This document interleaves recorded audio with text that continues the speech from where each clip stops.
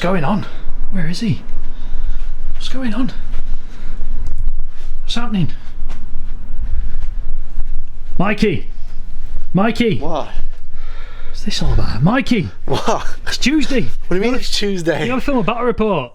Holy! Hey guys, it's Tuesday. You want this battle report out by Thursday or Friday so you can watch it before the tournament. So this battle report is powered by Monster and Rushner. So if it all goes wrong and it's not Thursday or Friday, I failed.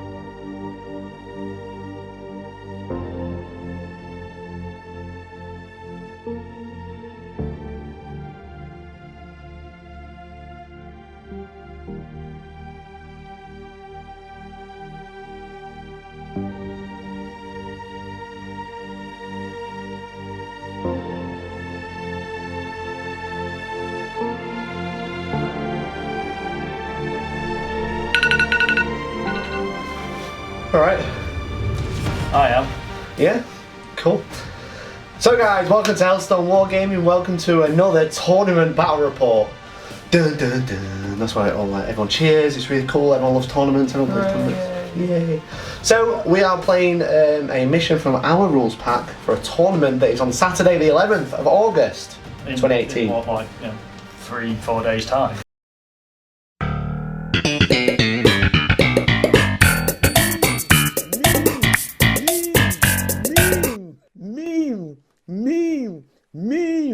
Meme. 4 days time for us because we are ill prepared. No, we're not really. Because honestly, we've been preparing for the actual tournament that we haven't had time to film any battle reports. That's why it's just been dead, 40k wise. So it is back. We're back. And we are back with a bang. Well. Or a stomp. Or a thunder. We're back with something. Yes. We're definitely back with something. So, I am playing Imperial Knights. It says Imperial Knights on the thumbnail, but there's actually some assassins in there. Because, why not? It's a very, very bland soup. Yeah, and you're using Craftworlds? I am using my Iyanden. Iyanden. Yeah, my Lugganoth Iyanden flavoured. Yeah, so we are playing a mission from our rules pack, which is essentially like ETC, where you play Eternal War and Maelstrom at the same time. And you basically add up those points, you add up your secondaries, which is going to be First Strike, Linebreaker, Warlord, and Last Strike, just kill you in the last turn rather than the first turn. You add up all those and then kill point difference.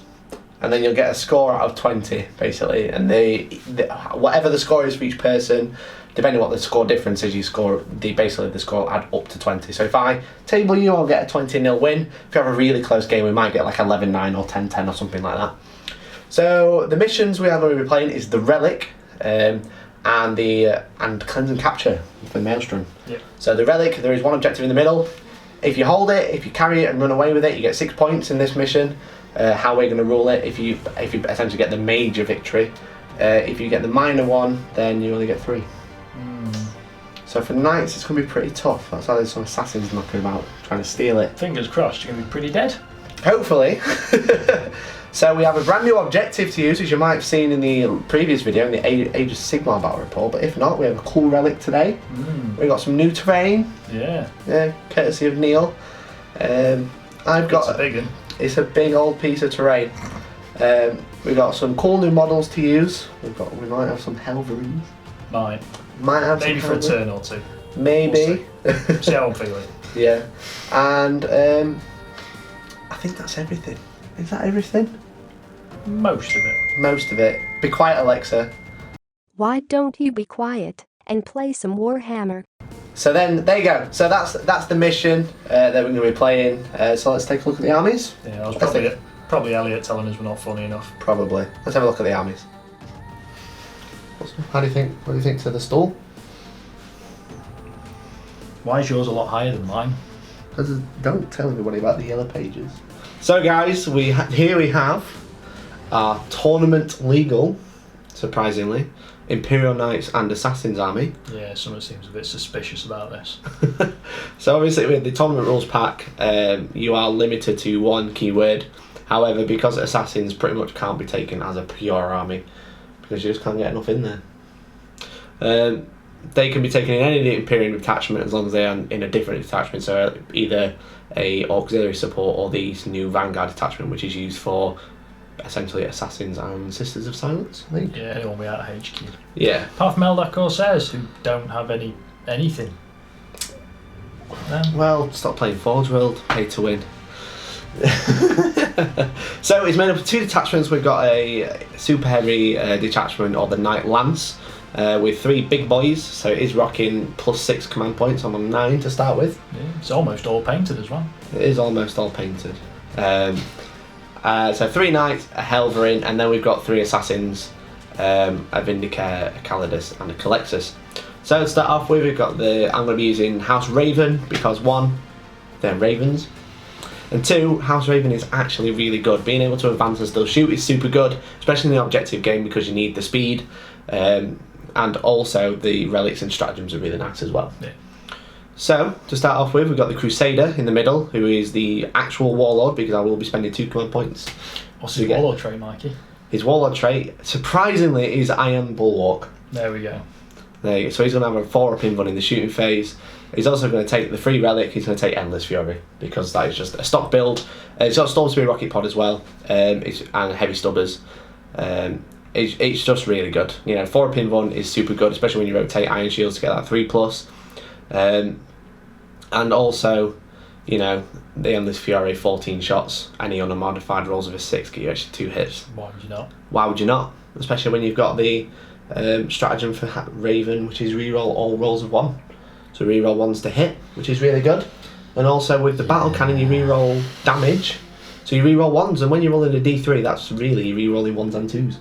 It's pretty good. So then we got the Errant, who's not actually going to take any relic or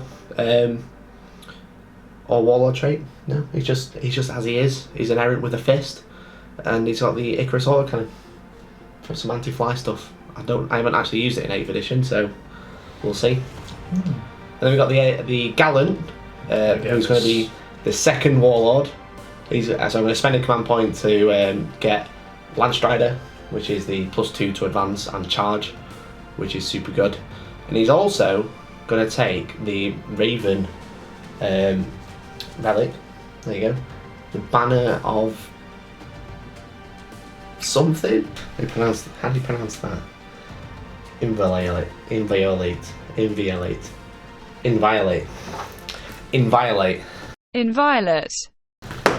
It's the big flag. The banner Inviolate. So he doesn't actually have a flag or a banner, but he's going to take it anyway. He's sort of keeping it wrapped over the pilot. just I've keeping himself actually warm. seen a third party one that actually sits in the top, so you can actually magnetise it to the top, which would be really good, because the other ones are like in between the legs and I don't like those. So I'm going to use that. But it's the banner Inviolate. What it does is all House Raven models within 6 inches of the guy with the banner reroll ones to hit in the combat phase. Which, when you're hitting on 2s, actually quite good. Especially if he's charging forwards. There's a Knight Errant behind him with a fist, rerolling 1s. He's got a fist himself, he rerolls 1s. Or with 15 feet attack, he's 2s rerolling 1s. It's not bad. And it's also a bit different as well, because you can only take like Paragon Gauntlet, which is just a Thunderstrike Gauntlet, great. I've got 2 of those, I don't need another one. And you know, you could take... Well, to be honest, with the Gallant, I never know really what to take. So I thought rerolling 1s in combat would be really good. If you took 3 Gallants and took that to the all rerolling 1s, because it basically becomes a captain in combat, it's not bad. That's scary, because that's really cheap. Those knights go, because the Gallant being the cheapest knight. Yeah. And then just having a bit of a, I don't know, Death Star. Yeah. Almost. Just take 3 of them. One of them takes Landstrider. So they all advance. And they're not slow anyway. Yeah, so they advance 14 plus d6 essentially, because you get +2, and then one of them charges for 2 CP. He re-rolls hits, and then the other 2 come in, they re-roll hits now as well. Really good. It's very difficult to prioritise, one over the other, to be honest, at that point. Exactly. So then we've got the little Helverin at the front. He's actually in a different colour. He's House Varlock rather than House Raven. He's only just been acquired. Yeah, exactly. So in my headcanon, in Dawn of War 3, obviously this is the scheme for the Knights. These 3 were gifted to the Blood Ravens after they helped them. Gifted. And then we also have other ones back up. So you're probably going to see multiple coloured Knights that I'll be using, but really they're just all going to be Raven most of the time, or at least one faction. So yeah, we've got the Armiger Helverin with the Heavy Stubber and the autocannons, because they are super cheap and super good. They got like 4d3 shots at -1/3 damage. You've probably all seen these and seen how good they are. They either do really well or they fluff, because -1 isn't that good. Depends what you're up against. If you're against power armour, then they're It's a bit meh. If you get stuff that's if you're like... against stuff that's light infantry that's normally only got a 5-up save, that's pretty good. Yeah, light tanks, which have got like a 4-up, becomes a 5-up. Yeah. And then 3 damage straight, which is really, really good. And we'll just say he's got some cool stratagems as well for taking out flyers. If you can basically, if he stands still, he gets that +1 to hit against flyers, which is cool. And it's only 1 CP, but we'll have to have a look at that, because I don't know if you've got flyers or not, do I? Don't know what I'm using yet, do you? So then that's the Knight. So I've obviously spent 2 command points, because I've got Landstrider and a Relic. Landstrider and the banner Inviolate. I don't know how to pronounce it. The banner, the Raven banner, the flag. So these will take that. I'm also going to spend 1 command point to get the Cognate Stubbers.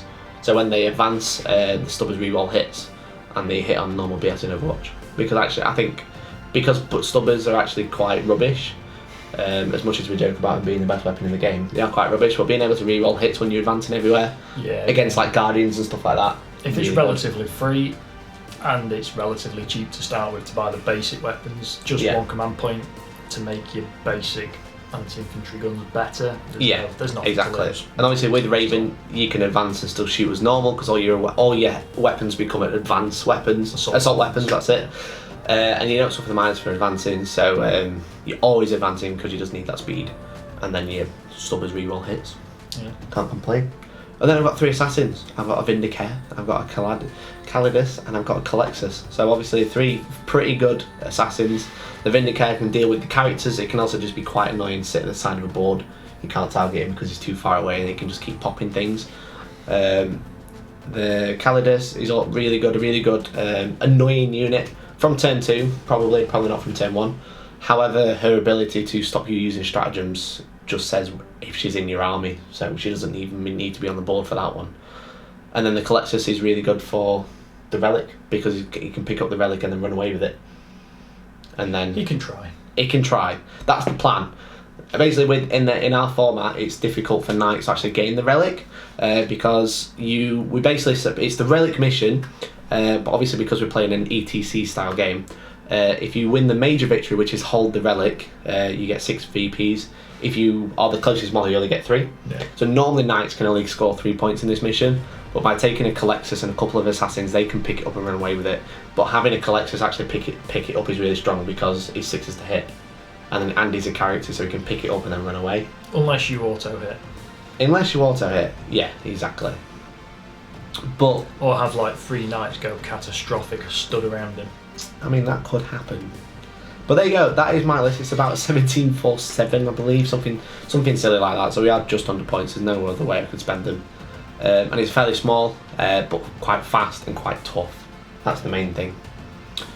So, that is my list. Shall we have a look at yours? Yeah, let's see what I'm using. Let's have a look at the Craftworlds. So here we are.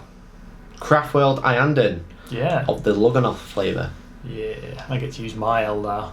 With a knight, which you don't really see that much unless you're watching Hellstorm Wargaming battle reports. Yeah. Because no one else uses them. It's just us. It's just you. It's just me. It's just you. me, and I just get a lot of grief for using Wraith Knights, but I like Wraith Knights. Very nice, cool. So we've got 1750. What detachments have you got? So I've got a battalion that comprises of a Farseer, which basically is running stock with the Witchblade and the Shuriken pistol. His powers are going to be Guide and likely to be Doom, because Likely. they're kind of going to be needed in this game. They are going to be needed. My Warlord is actually my Autarch, who's this guy. The cloak dude. He's not a ranger, he's an Autarch. He's clever enough to sort of disguise himself rather than running around in bright orange in a jungle. Makes sense. So he's got a bit of an index thing going on as well. So he's the Codex Autarch, so he's got the Starglaive, but he's also got a Shuriken pistol because the index lets you take it. Yeah. And he's also got a Las Blaster and a Banshee Mask. Why not? So his Warlord Banshee trait, Mask is super good. well, it's free, so why would you not? It's free. It's free. It's free real estate. It's Eldar. It's free real Everything's estate. free. It's free real estate.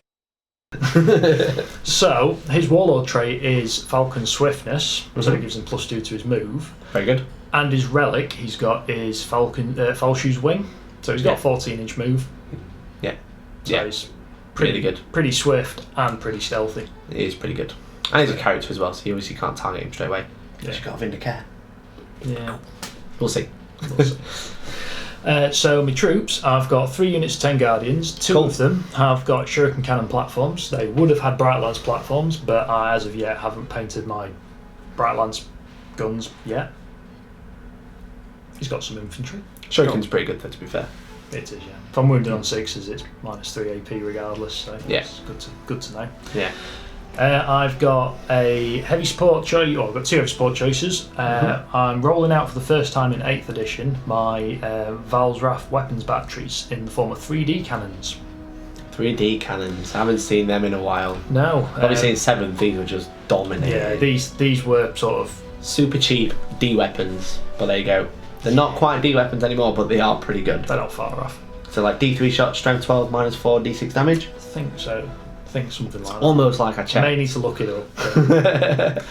And we've got a Warwalker who comes with his power field, so he's always got a 5-pin one. Just another one on the D cannons. I was going to say they don't need line of sight. No, the barrage. And obviously in this tournament game, bottom level ruins, all windows are blocked, so being able to like ignore line of sight is super strong.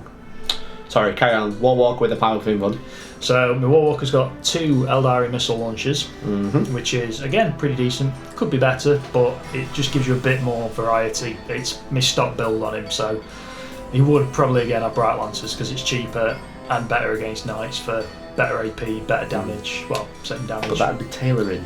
But yeah, to be fair, my Eldar army is built how it is. Yeah. With a few options. I mean, these are magnetised, so they do come off. Yeah.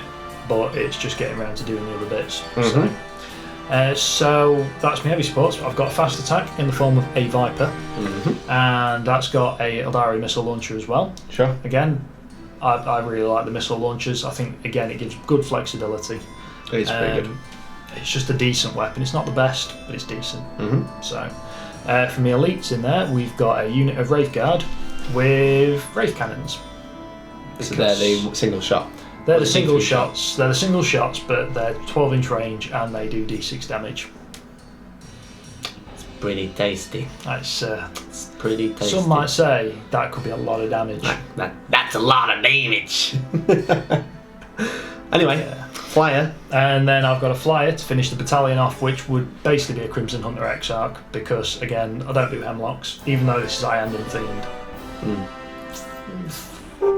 Crimson Hunters are cheaper. Yeah. And the Exarchs are pretty decent, being able to reroll ones to hit. Yeah, there's just not really much you can go wrong with. 2 Bright Lancers, Pulse Laser, it's just a solid choice. Yeah, very good. I have a Super Heavy Auxiliary Detachment, which is a Wraith Knight with 2 Heavy Wraith Cannons. That's what it is, everybody. That's again what it is. There's no need to. So arguably, Knights are much better than Wraith Knights at the minute. Definitely cheaper. Yeah. Definitely got more options. But they do have the Knight killing guns, whereas the other Knights don't have Knight killing guns. Well, this is it. I get 4 shots at strength 16 so at 36-inch range. Yeah, whereas I have just lots and lots of shots, but it's all like D3 damage, 2 damage. Yeah. Couple of D6, but not much. All your stuff's essentially wounding me on 4s, apart from your 1 thermal cannon that's wounding me on 3s. I'm wounding you on 2s from anywhere I want. So it's going to be interesting. So 1750 on the nose, or close? Just under 1750. So there you go, guys. So they are the 2 armies. It's going to be interesting, as I said. So you've got the D cannons, you've got the Wraith Knight, which is going to be a distraction, really, for me, because I kind of need to kill it because I don't want it to rock about, and because using Iyanden, I've got to take it down to like 6 wounds before I actually got to kill it, because you can regenerate them as well. Yeah, but I've got to take it down to like 5 wounds before it actually makes a difference to its BS. So it's one of those I've just kind of got to just kill it or ignore it and hope for the best. But we'll see. So there you go. There's the 2 armies, guys. Let's have a look at the mission.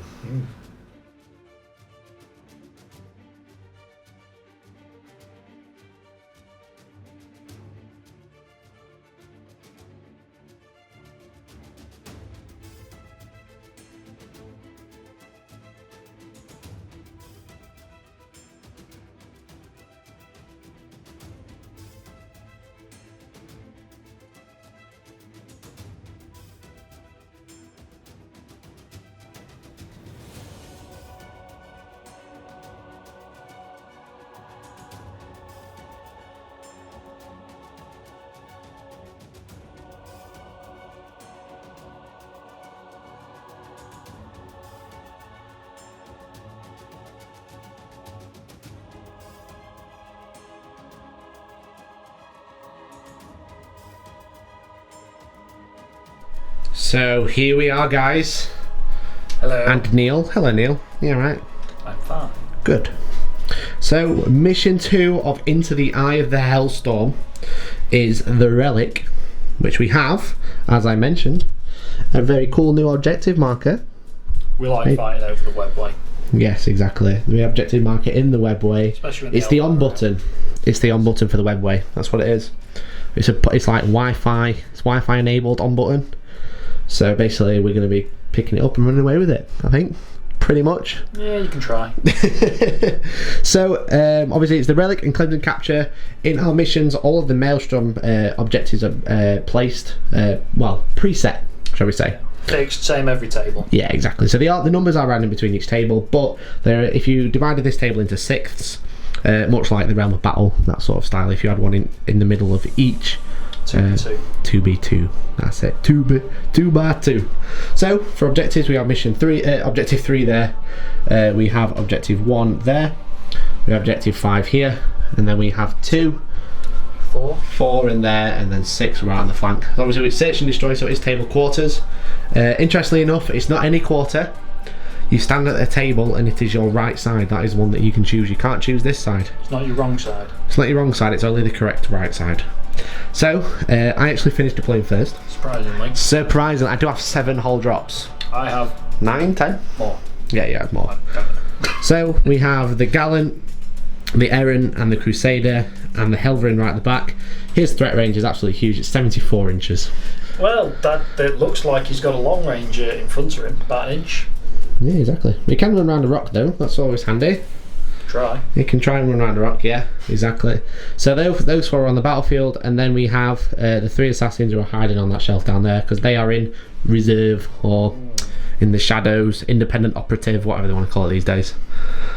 So yeah, that's my deployment, Neil. Yeah. So talk to me about yours. You've thought about my infiltration on turn 2, haven't you? I have. I can see. You've built a castle. Built a net. You built a net, okay, not a castle. Defensive net. Okay. So I've got my 3 units of guardians with the support weapons on each flank. Yep, and then the blank unit in the middle, at the front.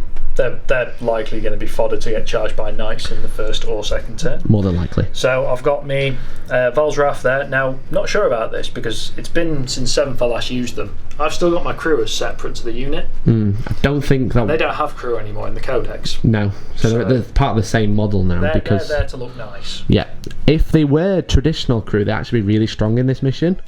Because they essentially become characters which don't have the keyword, which is super good when you've got like the Relic, but with the Eldar ones, they actually set part of the same model. They are, the new plastic ones they are. Yeah, but obviously I've got the old school metal ones. So the guys at the back are just tokens. They're essentially wound tokens.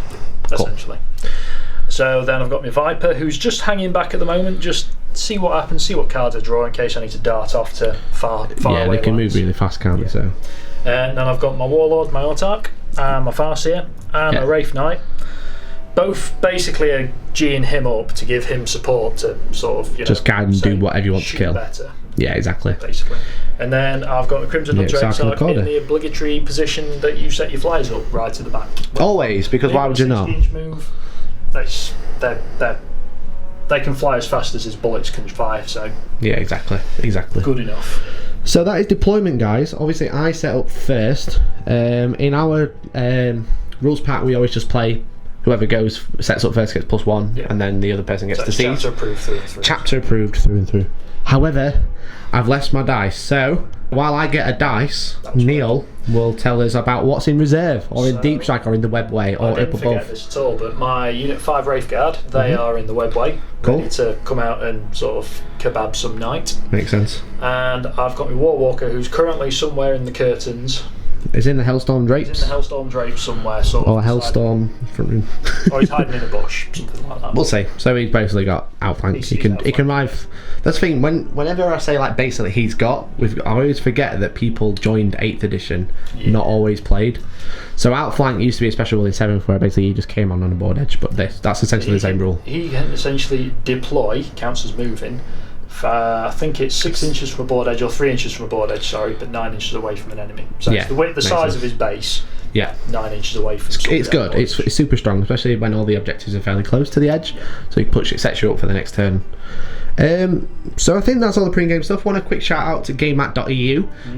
Except for the Webway and the fish tank stuff, then like the Badlands rocks are provided by Gamemat, as well as the mat. We actually did a review video for them the other day. They're really nice bits, including this mat and the terrain. So thanks to them. They are sponsoring our event, so they actually sent us some. They did us a bit of a deal to get some more terrain for that event, so we could expand numbers. So thank you very much to those guys. And it means more of you guys can come and watch this battle report to learn how to play his mission and try and win the event, the first Hellstorm event. If we let you. The first of many, maybe. And maybe the first of a few. Or the last one we ever do and never talk about it ever again. Exactly. So on that note, so shall we roll for first turn? So obviously I get +1 on this. So here goes. I get a 3, which becomes a 4. Would you like to try and beat my 4? I'm not going to try. There is no try. There's a 5 or a 6. And there's the 6. Only Hellstorm. So would you like to go first? Yes, please. Are you desperate? No. But yeah. I think I'd like to try and seize the initiative. Nobody says they don't want to go first unless they're playing with 12-inch range on tanks. Yeah, it's true. I'm going to try and seize the initiative because I would like to go first. It's a 3.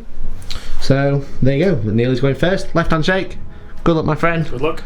And yeah, this is the movement. Neil, the 3 cards that are drawn are for cleanse and capture. Secure objective 2. Well, that's which is there. Perfect. Mikey has just stood and watched me shuffle these. Don't worry. Priority order received. So roll d6. Oh no! Wait. So bonus objective, which is secure objective 6, which is there. And then the last one, you don't roll a d6. No, my apologies. Defend objective 1, which is under your gallant. Under the gallant. Yeah, easy. Cool. So there's the 3 objectives. So movement phase coming up.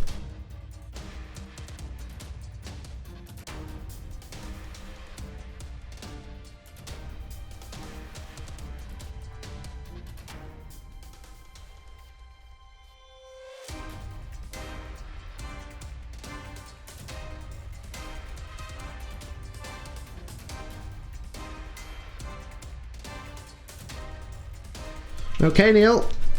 That was fairly short. Not a lot happened. Enough happened. You've done some shufty moving. Done some very quick moving. So quick, it doesn't look like I've moved at all. Yeah, so you've moved the net and the flyer basically, haven't you? Yeah, I've spread out. Yeah, so you basically blocked off all that corner. Yeah. Done some shuffling. The knights come out a little bit. Yeah. Which is always good because I like the knight come out because I need him to come out because I want to kill him. Well, to be fair, he's more moved across than moved forward. Yeah, and then the Crimson Hunter Exarch has got lined up Options. and given himself options, exactly. So, not a lot of movement really. No, that's about it to talk about. They haven't moved, the Guardians moved, they moved. Viper's moved. He's Viper's sort of shuffled. fallen back to take up the block for the that he was making. Yeah, makes sense. So yeah, shall we go straight into the psychic phase? Yeah. Yeah, what would you like to do? Right, he's going to start off and he's going to cast Guide on the Wraith Knight. Yeah, makes sense. It's So I have no anti-psychic currently. That is 7, so it does go off. And that is my only psychic power. Amazing. Amazing. Unless I'm going to smite you if you turn up there somehow, Cool. which you can't do. So it's the psychic phase. Shooting phase. Now it's I got them both mixed up. It's the shooting phase. Okay, so it's the Eldar shooting phase. You've got the Viper to start. I'm going to lead off with the Viper just to get a cheeky shot up. He's only got one thing to shoot at, so Yeah. it's the simplest thing. It's a simple lineup shot. So he's going to fire a Star Shot missile. Okay, what's that do? It's crack missile. Okay, strength 8, -2 d6 damage. Yeah. Cool. Into the Gallon, he did move. Into the Gallon. Okay. Okay.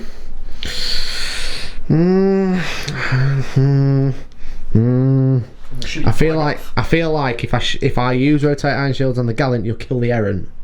Who knows? So I'm not going to do anything. I'm going to rely on the fact that you're going to miss. I'm just going to grab some dice. So there's the back of the Gallant. How pretty is that? That one that's not painted. I've lost the dice. There we go. I've got some dice within now, guys. Okay, so it's one Okay. shot. It normally hits on 3s, but he's moved, so it hits Cool. on 4s, but it does reroll 1s because of the autark. Very good. So 4s with a reroll over 1. Gets 4. It hits. Strength 8. Strength 8, Falls to wound. so 4s to wound.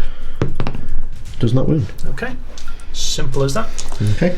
Next up, the Wraith Knight, Very good. who is now guided. He guided. He's going to shoot Gallant. Okay, so I'm going to rotate iron shields. Yeah. So I'm going to spend a CP. I'm down to 5 now, but he now has a 4-up in gun. Cool. So I get 4 shots, hitting on 3s, rerolling misses. Sure. So all hit. No, good job, he was guided. And then it's 2s to wound. Okay, strength 16. Very good. And we need more. I've only got 2 dice, guys, so here goes. I'm only going to need 2 because we're on double 1. He rolled 1-1. I might spend a command point. You're going to spend a command point? Yeah, because this is my best chance of actually doing something. Okay, so before you do that, because I have a Calidus in my army on a 4+, Hiding in a bush room. so you're down to 5 command points. Now you had 8 command points. Down to 6. 6 because of deep strikes. Yeah. So on a 4-up, it'll either make you go down to 5 or you won't re-roll it. So I do not roll it. So do I spend the command point to stop you using one? Or do I save it for the saves? I'll save it for the saves, so now go for it. So you're chewing through yours pretty quick. Go so for the re-roll. So I am down to 5, but there you go. So it's 4 wounds. 4 wounds. So I'm just going to grab some dice. Okay, so it's 4 4-up invulnerables against -4 d6 damage weapons, or is it straight 6? There's D6. D6, okay. So it's basically just Wraith Cannons, just longer range, isn't it? But it's heavy raid. And heavy, yeah. Cool, so 4-up in ones. And I actually pass all but 1. Tasty. So d6 damage. And then 6 damage. Nice, it's down to 18. Very good. Good start. It is a very good start. What's next, dude? Crimson Hunter shooting the Gallant. Very good. Go for it. So I'll start with the 2 Bright Lancers. Sure. They both hit. Very good. It hits on 2s, Hits on doesn't it? 2s naturally, yeah. Rerolls 1s, but obviously everything he's got's heavy, so. Okay, so it'll be 3s you're only 1s then, really. And Force to to wound. 1 wound. 1 4-up invulnerable. Does pass it. And Pulse Laser. Yeah. So it's strength 9, is it? Strength 8. Strength 8, but it's flat 3 damage, isn't it? So reroll more 1. Reroll 1s. So 2 hits. Yeah. Strength 8 again, so 4s. 4s, and then a 4-up in one. So that one fails. I don't know about that one. Can't even find it. It's a 6, so it is a wound. 4-up. Yep. Made it. Nice So it's one. flat 3. It would have been flat 3. So it's down to 18. I think that's it. That is 6 wounds to the Gallant in your first turn. It's a good start. You're good with saves. Yeah, I was good with. I was cheeky with saves. Let's be honest, Neil. So that is the end of your turn, I think. It is. So what cards do you score? Secure objective 2, which is that one there. Yep. Very good. Cool. So that is the end of your turn. No more cards to discard or anything. You can discard one at the end of your turn. I'm going to probably get rid of priority orders. Okay. Get my warlord to get objective 6 is unlikely. Yeah, sure. Okay. So we got rid of that one. So that is Neil's on 1 point, and it is the Imperial Knights turn 1.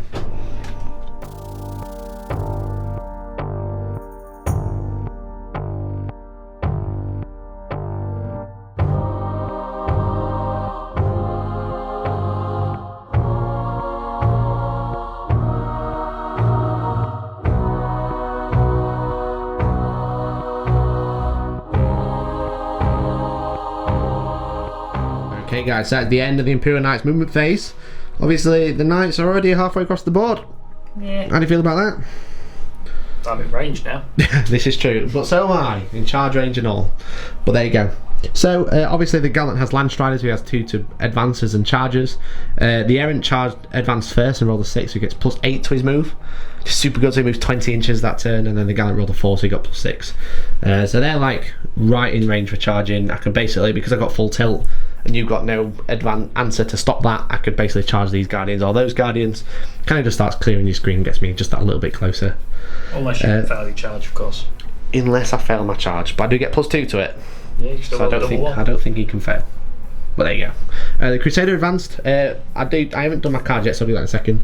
And then the Helverin advanced. So everyone advanced because I don't suffer any minus for advancing. So I may as well. All it does is stops me charging, but it's only one of those that I want to charge anyway. Yeah. So, well, to be honest, I lie. I'd like to charge both, but It's only the Gallant you need to charge. it's only the Gallant I need to charge, yeah. So the tactical objective of draws were Honour the House. Honour of the House. When this tactical objective is generated, your opponent must select choose. Your opponent must choose an Imperial Knight unit from your army that is on the battlefield. So choose a knight on the battlefield. If I hold an objective for 2 turns, score a point with that knight. I'm going to say you're.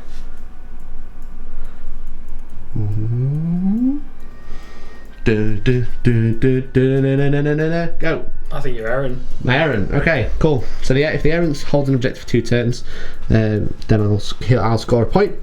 Then secure objective 6, which is that one in the top right, and then no prisoners. Kill an enemy unit, get a point. Kill 3 to 5, you get D3, and kill 6, you get D3 +3. For this, any D3s count as 2, any D6s count as 4. Yeah. So that's basically 2 if I kill 3 units. If I kill 6 units, it's 5. Alright, so that's the end of my movement phase. It's now the shooting phase. I didn't bring down any assassins because I thought, no, that was it. That was the answer, no. So yeah, it's shooting phase. I'm going to probably do some heavy stubbers off camera, and then I'll do the rest of the shooting. Right. Hello. What you got to do now? So it's a shooting phase. I've done the stubbers off camera. This Gallant shot the stubbers into this unit, and so did the Errant, and killed 6 of them. And then this guy shot his stubbers into this unit and didn't kill any because you made all the saves. Yeah. But I already declared the targets. This guy shooting his melter cannon into here and the auto cannon into the Crimson Hunter. But then Neil used lightning fast reaction, so it's -2 to hit. Yeah. Which is fair enough.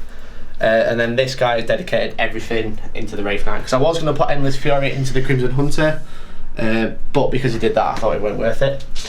At the start of the shooting phase I did use the Raven's stratagem, so he re-rolls all rolls of 1 this phase. And then I've got the Helverin, which hasn't shot yet, because I'm not sure what I'm going to shoot now. Okay, so I'll start with the Errant. He gets D6 shots with Melter Cannon, so I get 6 shots, which is super good for me because that Wraith Knight does not have an in-run, does it? No. Super good. So it's freeze to hit. So 5 hits. It's strength 9, so 3 to wound. So it's 4 wounds. Yeah. Yeah, that's going to be quite nasty because he's within 18. Likely, yeah. It might just be wrong. No, he's within. I kind of wish I'd not shot the Errant now. The Crusader.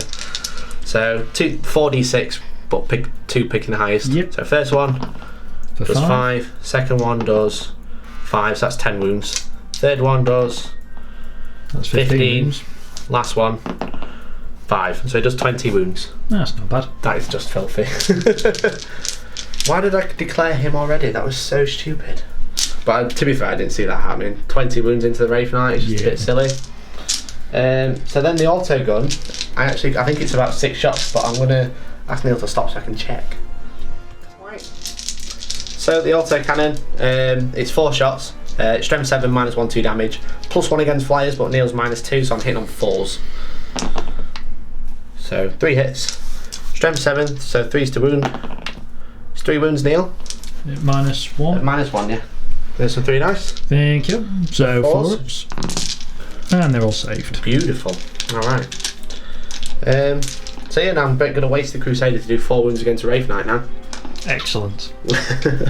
So there you go. This is me trying to be convenient for the battle report because they're going to be quick. But there you go. The only other thing I could have shot is the flyer, which could have been quite good, but never mind.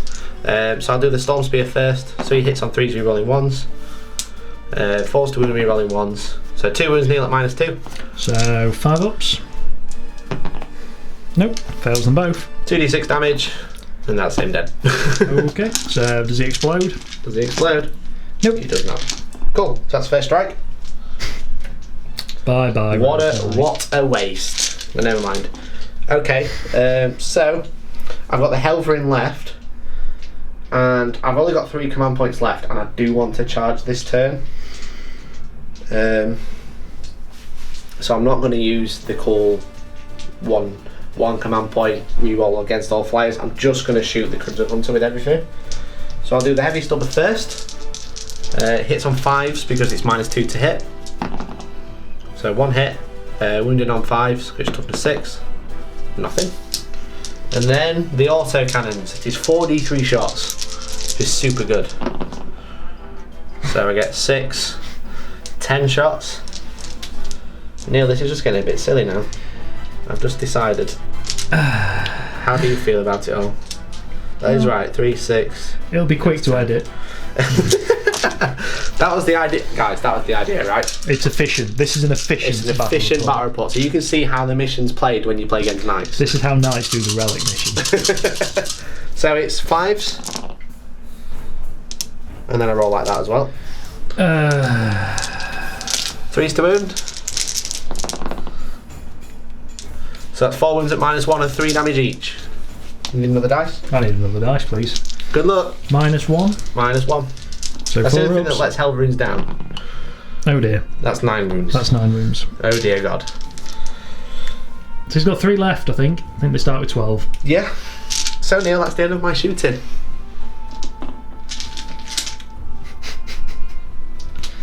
That went well. Okay. Do you want to charge?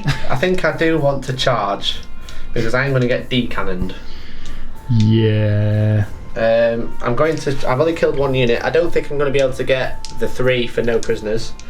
So I'll just charge this unit and I'll use full tilt to let him charge. Right, we'll be back with some Overwatch in a minute. Hey guys, it's Overwatch time. Neil, how are you feeling? Fantastic. I feel so good. It's almost like my dog's just locked my wife out of our own house. That's how good I feel. True story. Anyway, Overwatch for this very serious tournament battle report. I That's get 3 6s. 6s to wound. This is the shuriken catapults and the shuriken cannon mixed in, is it? Or just cats. okay. Now the cannon. I can't fire the cannon because I've used all the guardians. Well, why'd you do that? You get some more shots. Because I just went for weight of fire. Roll an extra one. 1 extra. That'll count as the cannon. That's 2 extra, but never mind. It misses. Double miss. Okay, so charge range. I've left my. I'm going to pad it out. I'm letting him get it himself. I'm padding it out by just like not editing any of this out. It's like a 3-hour battle report, but it only lasts for like 20 minutes. So what we'll do, we'll have the battle, and then we'll just have an hour and a half of meme compilation at the end. Yeah. Bet you guys can't wait. So charge range, I'm 7 inches away, so I need a 6 to get in combat. Yeah. However, Neil, I do have land strider, so I get +2. Yeah. And also a piece of terrain has just appeared, but that's because it was supposed to be there and I moved it early by accident. Yeah, that is true. 4-inch charge. Double one. So that's For the win! So that's a double 1. And I have 1 command point left. And like, as much as I'd love to save the command point, Neil, and make this battle report last longer, I've just spent 2 to get him into combat. So if I don't spend 3 to get into combat, or at least try, that'd be such a waste. So I'm going to re-roll this one, but can I have a different dice because I don't like that one? You can get it yourself. Neil. Come on. Neil. Come on. Neil. Come on. On a 3 or more, I can get into combat. There we go. There's 5, so it's actually a perfect 7-inch charge. Bam. Cool. And then we'll go into the combat phase. Hello, Neil. So I'm out of command points now. Oh, that's a shame. However, I'm a Gallon. Do you know what that means? When you're actually using correctly, it hits on 2s, and he's got 5 attacks. Unless you're using the feat, then it's 15. That hits on 2s. That now re-rolls 1s because of the Banner of Invisibility. That's what I call it, the Banner of Invisibility. Ooh, Harry Potter. Yes, exactly. You were a bit short and all. So 5 attacks, which convert into 3 each. It's 2 to hit re-rolling, because I re-roll 1s, and then it's strength 8, so it's 2s to kill, because it's -2. Unless Apart you from take the them platform. all on the platform, yeah. Platform will have a 5-up save. Yeah. So 2s to hit. Was the Relic worth 1 re-roll this combat? Yeah. And it's 2s to wound. To be fair, I've just realised for 2 command points I can get the same thing with the Raven stratagem. But it's also 2 CP, which you don't have a lot of. So I get 14 wounds, Neil. Cool. True story. Yeah. So, do you want to roll my dice, or would you like your green ones? I'll roll your dice. First one. From 5 up, you ignore it. That's a 4, so I do D3 damage. How many wounds I got? 2. So that's 2. Yeah. And then the rest die. Shall we do like a sweep? Looks like it's sweeping time. Gotta sweep, sweep, sweep. Yeah. This isn't funny.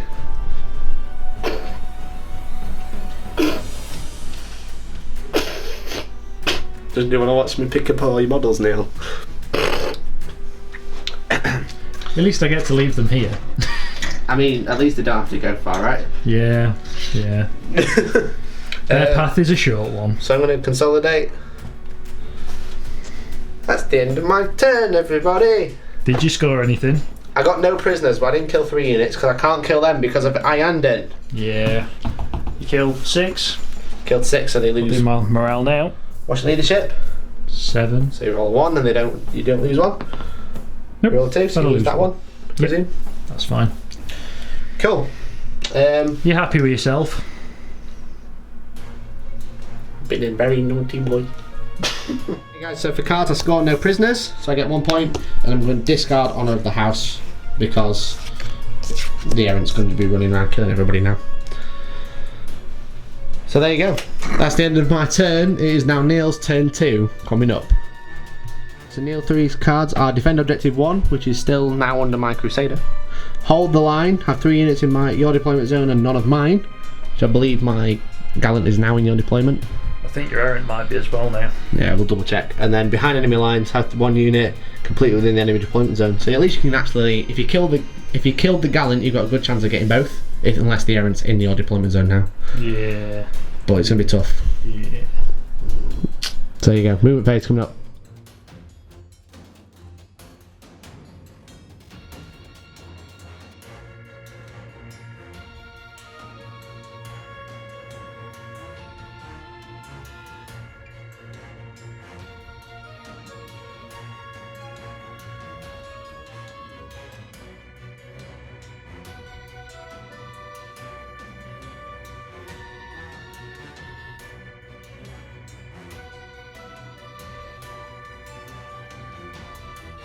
Okay guys, so it's the end of the movement phase.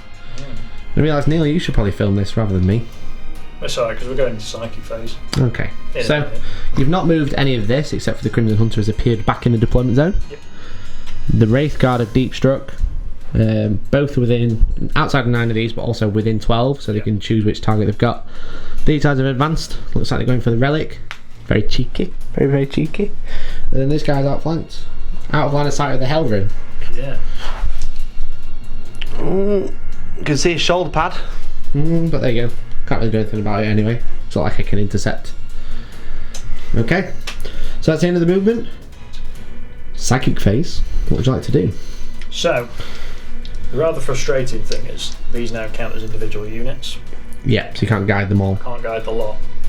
That would be tasty. Nice. You can doom want the target though. So what I'm going to do, You're gonna doom him? I'm going to doom him. Yeah, that makes sense. He does have 18 wounds. I'll put some wound counters out in a second before the shooting phase. So doom. On 7. It's Just go off. So he is doomed. Very good. Hopefully. Doomed. My second spell. Sure. No point guiding anything. Because Okay. if I guide one, it'll roll 1 for a shot. So. I mean, it's free. But I can so smite, and that's Fair. 3 damage. Cool. So smite on a 5 does go off. D3 wounds unless you want a command point. I'm going to command point. No, I'm going to wounds with the Farseer because that's free. Of course, yeah. So I'm gonna reroll You may as well because it does go off. It's gone off, so I can't fail it. So if you get a 6, it's just better. No. So D3 mortal wounds.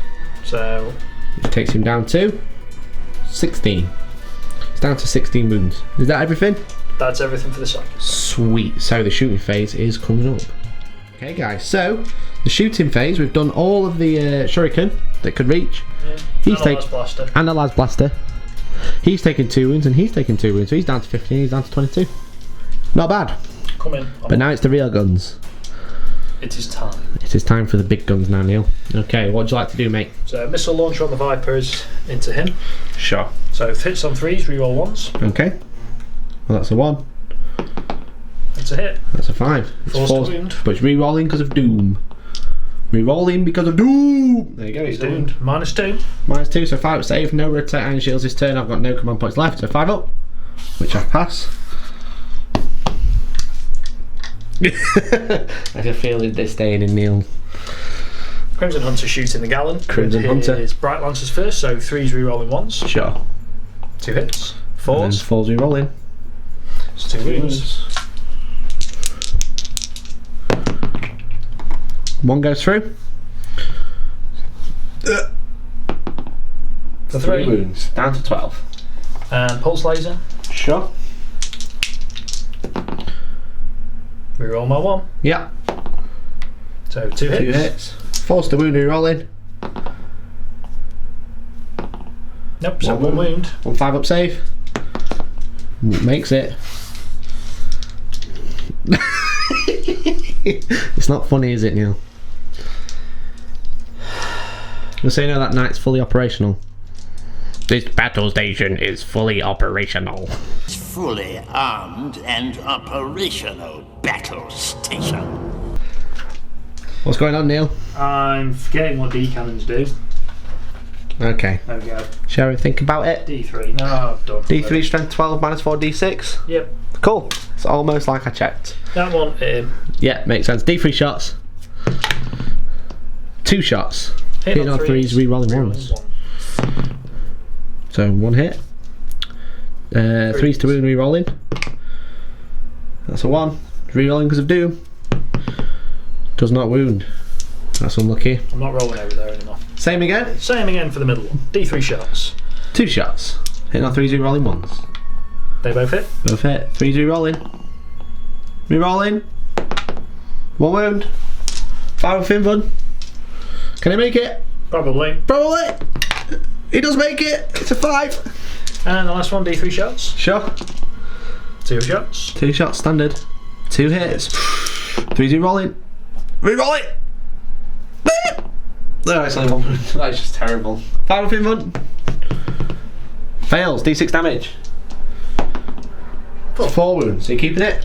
Yeah.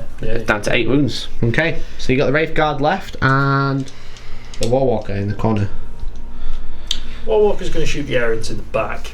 Okay. 2 missiles. It did move though, so it's forced to hit. Sure. Well, that's it. Cool. Well, that was a nice side distraction. Wraith Guard. 5 D cannons. It's 1 shot each, but if they get through, it's D6 damage.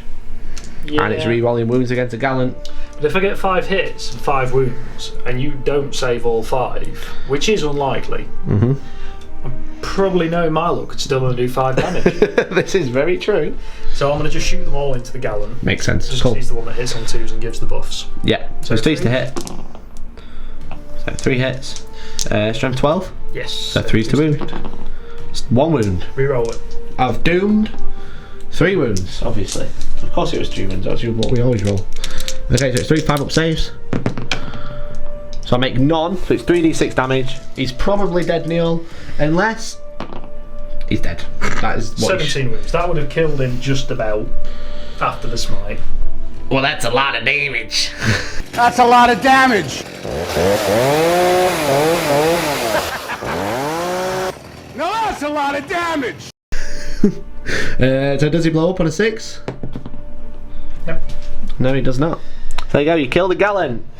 Well done. That's 1 kill point. Well done, Neil. Good work. Hooray. I'm going to put him there, he's going to have a sleep there. Cool. And those dice are done. Is that the end of your turn? I'm going to spend 1 command point and get a Wraith Knight back. I think that's the thing. Okay, let's check the book. But do you score any cards? So, I get behind enemy lines with my Warwalker. You certainly do. Do not get hold the line because of your errand. Yeah. I'm going to get rid of defend objective 1 because it's not. Don't think you're going to get through that Crusader? No. Okay, that makes sense. Alright then. So, that is the end of your turn. You are currently on 1 point? Yeah. 2 points 2 for points cards. because I got objective 2 last turn. Cool. And I got first strike and 1 Maelstrom point, but my Maelstrom cards are Duel of Honour. Score 1 victory point if at least one enemy character was destroyed in the fight phase this turn by an Imperial Knight character in your army. So that one. Yeah. Or defend object and defend objective 4. Objective 4 is there. We'll see. We'll see. So that is the end of Neil's turn. It is now the Knights movement phase and The Assassins. Knights and Assassins movement phase coming up.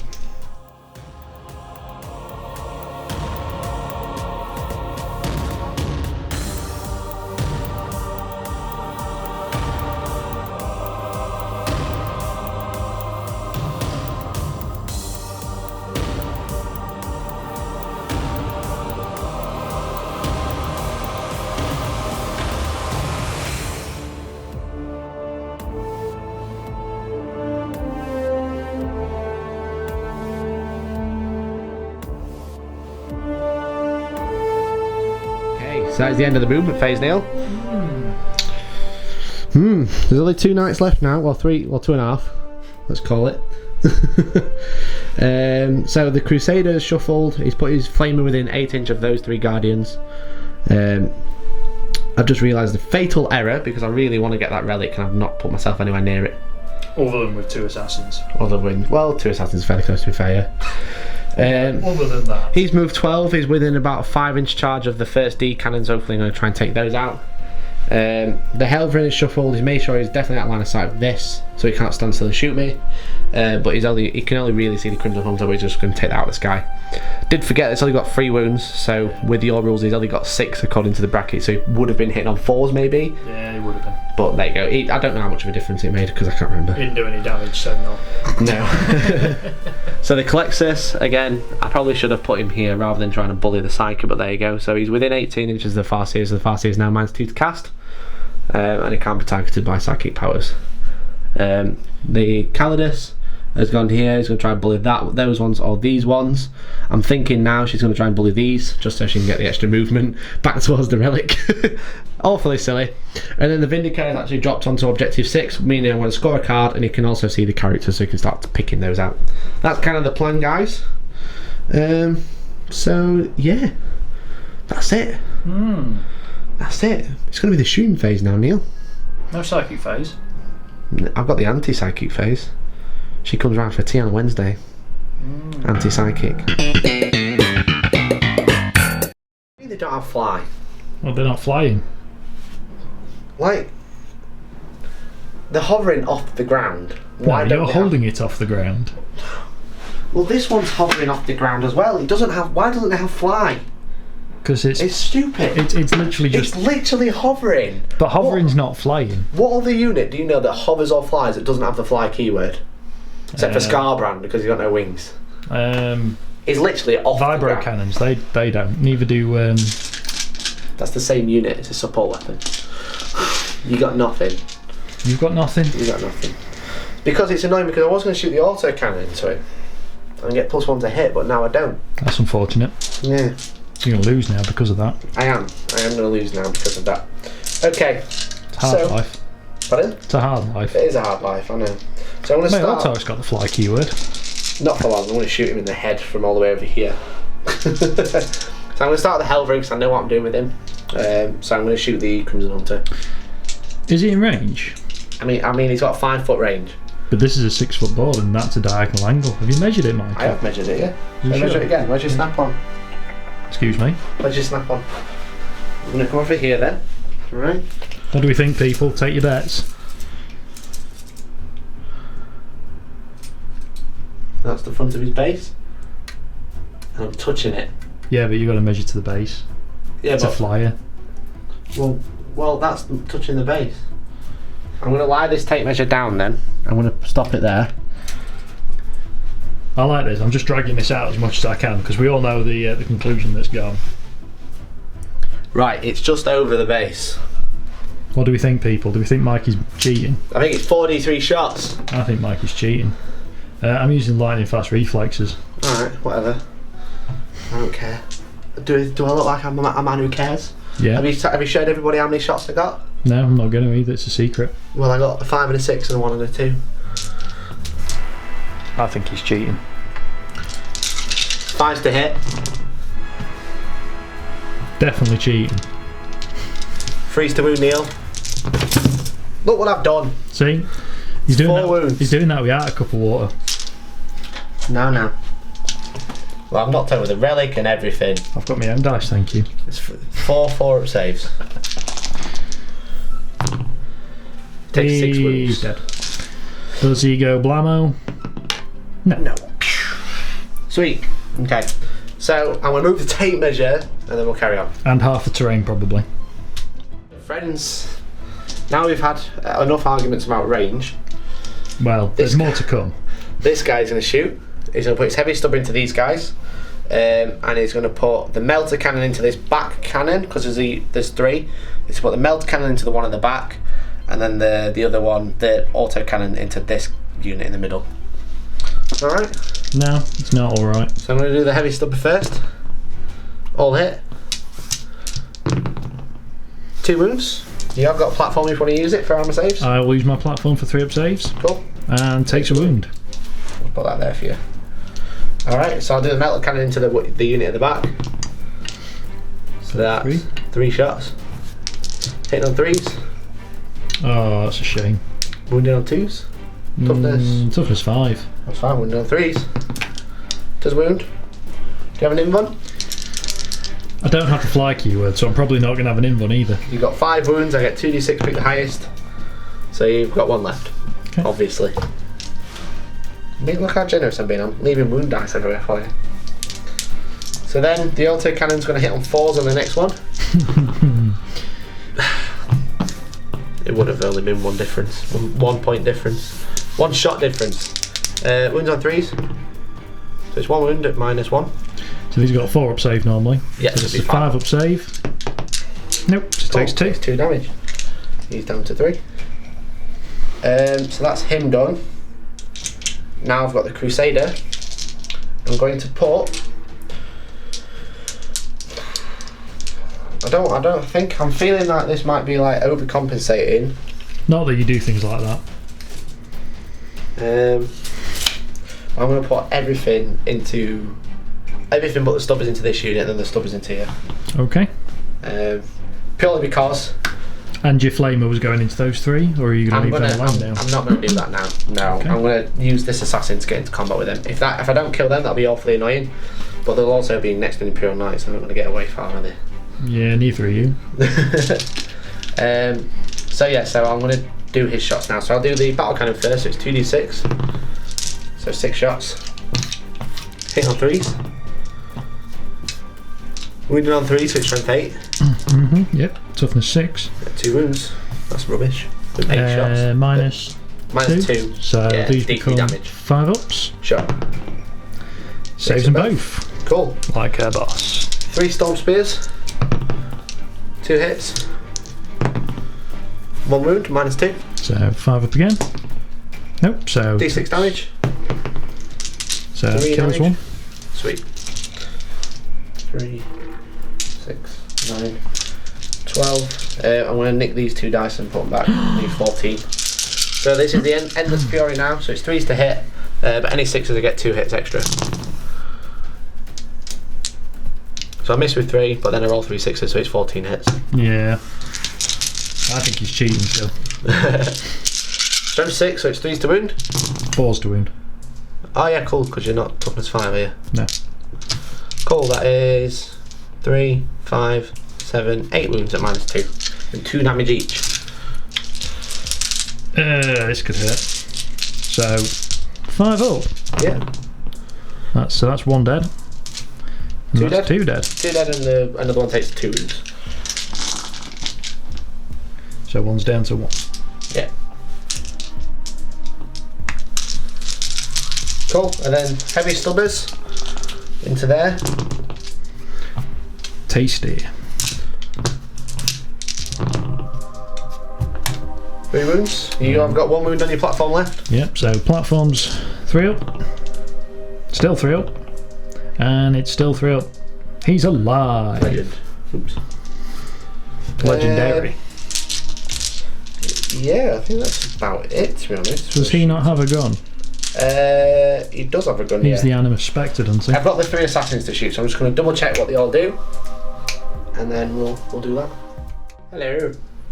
I know what he does now, so I'm going to use the collectors. He's going to shoot his Animus Speculum.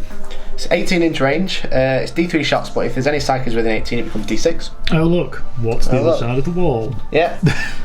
So I'm going to shoot these Guardians. It's D6 shots. 3 shots. It ran off. It's 2s to hit. I don't know if he gets a re-roll. I thought he did. No. No, so 2s to hit. And then it's strength 5, -4, 1 damage. So it's 3s to wound. Cool. So platform dies, Platform and dice so and does so does Guardian. Which Guardian, Neil? The one nearest the table edge. That one. Yes. Cool. Alright then. The Vindicator is going to shoot. He's got a line of sight to the far seer, but he's also got line of sight to this. That's a tough choice. Is that the one that's on 1 damage? It's on 1 wound, that one, yeah.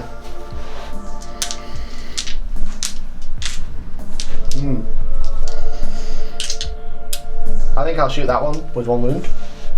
So it's 3s to hit because I moved. Hits, and then it's strength 5. It's a wound. It's a wound, it's -3, and because I rolled a 6 to wound. Are you a vehicle? No, I'm artillery. Artillery. But I've only got a 4 up save, so I don't get a save anyway. My curiosity is, you are a vehicle, so it doesn't always wound on 2s, but because I rolled a 6, it's D6 damage. Don't matter, I've only got 1 left. 2 wounds. So it did, a little noise. That was cool. So I could have shot the fast here, but I thought, you know, why I not? thought you'd break the Wraith Knight instead. Shot the Break the Wraith Knight instead, yeah. So that's the end of my shooting. Hello. So, have you got any charges, Mikey? I've got a couple to do, mate. So I'm going to charge the Errant into this first gun platform initially. Well, I'm going to shoot you horrifically. Go for it. So Do 3 shots. That's 1. It is. 6s to hit. Rerolling 1s. That's a 3. Oh dear. So it's a 5-inch charge-ish. I roll a 7, so I can just fly in there. I'll fly to there. More than 3 inches away from your Autark. Ha ha ha. Ha ha ha. Like that. And then I'm going to charge the Calidus into these 3. I can overwatch her, can't I? Of course you can. You say that. Right, so 6s. Yeah. 2 hits. 2 hits. Tough as 4. So 4s.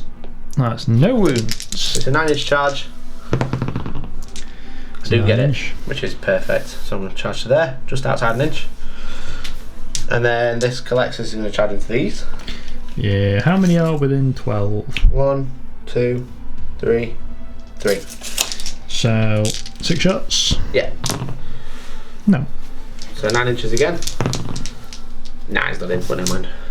I'm less worried about him not being in combat because he's got his 6s to hit, so because of his special rule. Okay, so I'll go straight into combat. Yep, who are you doing first? I think I'll do the Errant first. I'm going to go with the feet. So So he gets 4 attacks, to which become 3 each. Go with the glove. Don't be boring. Okay, I'll go 1 with the glove. No, go all with the glove. 1 with the glove. No, all with the glove. No. People tell Pulls to him. hit. Comment, make him do it. And then 9 attacks with the feet. Hitting on 3s. Winning on 3s. These are minus. -2. So 6 up saves. Yeah, it's essentially like a battle cannon. So it's minus strength 8, -2 and D3 damage. I'll save 2. So I need 5 and a 6. Nope. Yeah, 2 2 wins. 2 damage, so he's down to 3. Cool. Assassin. Assassin, yeah, the Calidus has 5 attacks. And I'm going to use... We've got the phase sword. You only have a 5 up save, don't you? Yeah. Only 3 of them, so I'll go with the phase sword. The phase sword is -3, 1 damage, but you can't take invuns. But she has the poison blades, where I always wound on 3s, but I wound on 3s anyway. But I get an extra attack, but it's only -1. So I'll go with this one. So 2s to hit. 3s to kill. 3s to kill. So yeah, it's 4 dead.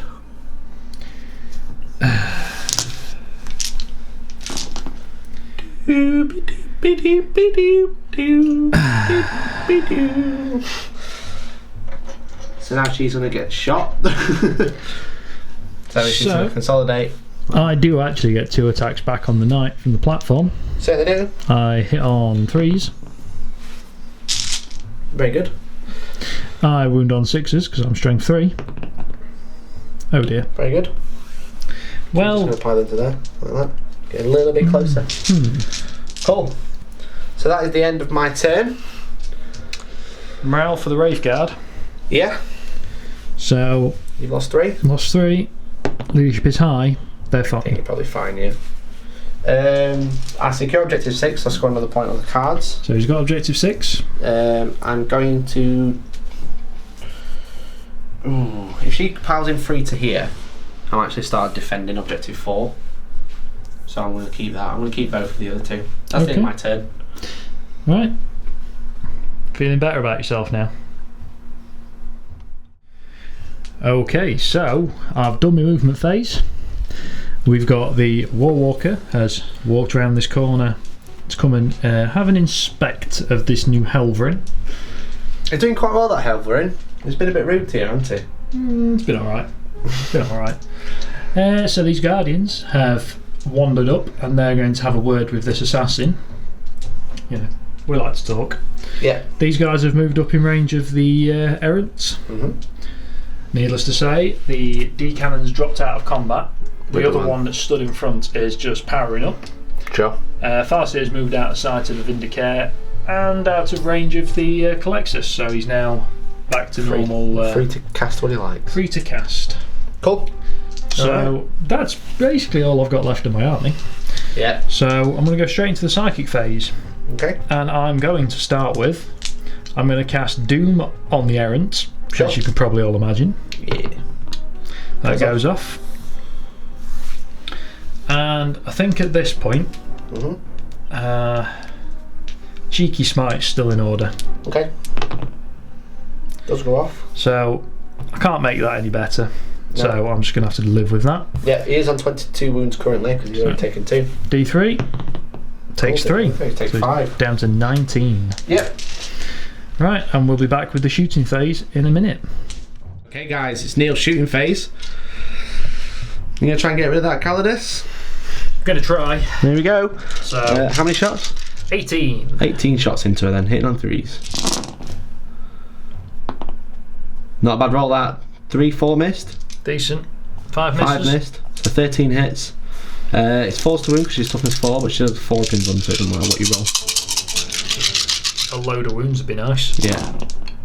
Like that? It's not bad. It's not great. It's not great. It's not great. It's not bad. Oh, it's about half. 7 wounds. 7 wounds. Get some dice ready. 6, 7. 6 4 up stage. She does have 5 or 6 wounds, I believe. 7 wounds. 7. So she takes 4. She's got 5. She's got 5, so she's got 1 left. Cool. Sweet. Alright. Look at that, I just found a red dice under there. How convenient. Just as planned. I rolled a 6 there, not a 1. Cool, 1 left. Okay. Alright, what's over here? So we're going to have Just everything into the Aaron, I presume. everything's going into the Aaron. Cool. Do you want to do the Wraith Guard? Yep. So 2 Wraith Guard. Or do you want to do them over there, just in case the Errant dies to that 1 lead cannon? Though it won't. It won't, no. I didn't want to do you out with shooting into there. Well, they're not in range. Yeah, cool. Alright, so into the Errant. Well, there you go. That's annoying. Save it for the damage. Yeah, Save it for the damage. D3 shots from the cannon. Shots. It's 1 shot. Now that is a good time to re-roll. I'm going to re-roll that. Command point. It's 2 shots. Better than no. So you're down to like 1 command point now. No idea. Lightning fast reactions is 2. Yeah, about 1 command point left. Cool. So it's double hit. Freeze to re-rolling. Re-rolling. 1 wound. Better than nothing. 5 up save. Fails. D6 damage. 3. It's 3. 1, 2, 3. Down to 16. Okay, so we've got a Las Blaster from the Autark. All hit. Yeah. 6s. Re-rolling. For 1 wound. 1 wound. 1 5 up. It's minus 10. No minus. Oh, okay. Well, it's passed anyway. A pistol from the Farseer. Shuriken pistol. Hits. 6s re-rolling. Nope. Nothing. And the Viper, so twin shuriken catapults. All hit. All hit. 6s re-rolling. That's 2. 3. That's 3. 3 minus 3. So he takes 2 more wounds. It's down to 14. And the missile launcher on top. Sure. Hits. 4 re-rolling. Never mind. Alright. That's the end of the shooting phase. Got my Warwalker. Oh, you got your wall, of course. What's he going to do? Fire 2 missiles into the To the Hellbrim? Alright, cool. So 4s because he moved. Yeah. 1 hit. It's going to be 3s now because you're only toughness 7. Only toughness 7, yeah. Cool. Wound, minus 2. 5 up save. It fails. How much damage is it? D6? D6, so 5 damage. 5, nice. I think they have about 12 or 14 wounds. I think it's 14. I'll put a 5 there and then I'll double check in a second. Cool. Is that the end of the shooting? It's the end of the shooting. Okay, chargers. Charging. They're going to heroically kill her. Even Okay. Charging a flamer. Yeah, so it's, I think it's auto hit. I'll double check, it's the leadership thing. It's 3d6 and whatever roll of the leadership. You take mortal wounds. Have you got the book there? I've got the book here. Just do your funny, I'm trying to remember stuff stance. She's in the bottom right.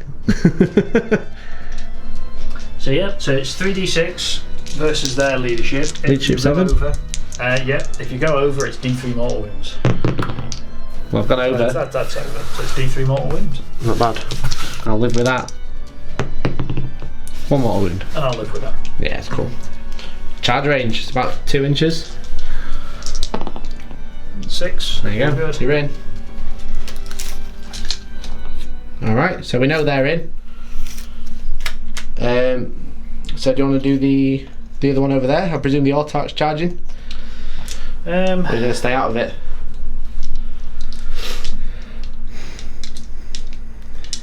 At this point, I've got very little left to lose, so Farseer's charging. Farseer's charging, not the Farseer's- Autark.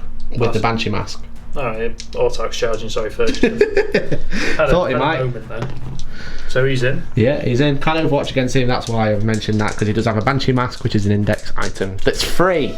Yeah. That's silly. And the Farseer is also in. Definitely in. Alright. Okay. So you get to do all of your combats first. I'll try and get the Wraith Guard in because it's 12-inch charge. Okay, dude, give me a I need a double 6. I don't get it. Cool. And he's charging the Helvrin. He's charging the Hellbrim. Okay. Heavy stubber. Misses. 4d3 shots from the guns. Oh That's dear. 5 shots. Now he decides to roll that. 2 hits. How many wounds you got? 6, Toughness? 5, 6. Some. It's not 7, is it? It's not 7. It's 2 wounds, Neil. -1. So there'd be something. No, that's okay. Oh, he could be dead from Overwatch. He could be dead from Overwatch, guys. Yeah, he's only got 4 up save. Oh, he's dead from Overwatch. Ah, does he blow up? Nope. No. Sick. He's dead. Now that's a lot of damage. Oops. Unlucky. Very unlucky there. Okay. Is that all the charges? Yeah, that's it. That's all we got. Okay. We'll stop there and then we'll see what we're going to do next. So, the Guardians will start. So They'll there's 8 lead of the them. charge. So 8 attacks. So for 3s. Hitting on 3s. Strength 3? Yeah. Wounding on 5s. It's enough to kill her. It is 1 wound. It is definitely enough to kill her. It's 50-50. It is definitely 50-50 Neil, because it's a 4-up save. Which I pass. On a 6. Obviously. What was that? Stone? Hair. A what? A what? The hair. A hair. Ew. The hair. Ew. Okay, so what's next? So Farsi is going to hit with his Spear? I think. Shall we look what everything does first before we carry on? So the Farseer, do you know what he does now? Or she does, or they do? That does. Hits on 2s with 2 attacks. Cool. 1 hit, Reroll reroll ones 1 for the attack.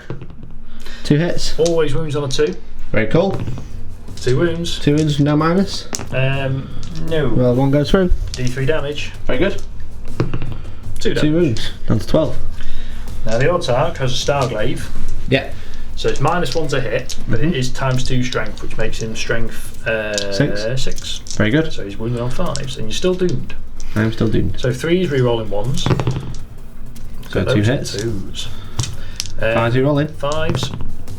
1 becomes 2. Minus? They are -3, I believe. Oh. Yep, -3. 6 ups at how much damage? D3. Wow, so 6 ups. For double 1. So 2d3 damage. For 3, 5 wounds. 5 wounds. Down to 7. So he's in middle bracket now. My attack's back. Yeah. Okay. I can't remember what the Calidus does. But I'm going to do the Knight. I'm going to do the feet. Do they both have a 4-up in one? Yes, they do, yeah. Who's got the most wounds? I think they're the same. Farsi's got 5 wounds, and the Autark has got 5 wounds. Alright. I'm going to hit the Autark because he's scarier. So basically I'm going to do feet because now I'm hitting on 5s with the fist. And I also, if I kill him I get a point. Yeah. So it's worth doing it. Actually no, he's not a character. He's not a character, that one. He's the only one that's not a character that's made it into combat. There we go. So I'll hit the Autark anyway. So it's hitting on 4s with this. It would be 5s with the fist because the fist makes you -1. 2's to wound. So it's 2, 4, 6, 8 wounds, dude. Onto the Autark. I found that with knights you never really use the big weapons unless you get someone else big in combat. Yeah. So 4 ups. 4 ups. Fails 3. 3. So it's 3d3 damage. Any rerolls before we carry on? No, because I might need it for the Farsi. So he's dead. Yep. And that's Warlord. That is Warlord. Sweet. Alright. So I can't move because I'm base to base. I've got the Calidus to do now. I'm going to double check. Oh yeah, she's got 5 attacks. Hitting on 2s, and I'm going to use the -3 profile. Use the proper sword. Hits. And then it's 3s. Use to kill. So it's 3 dead.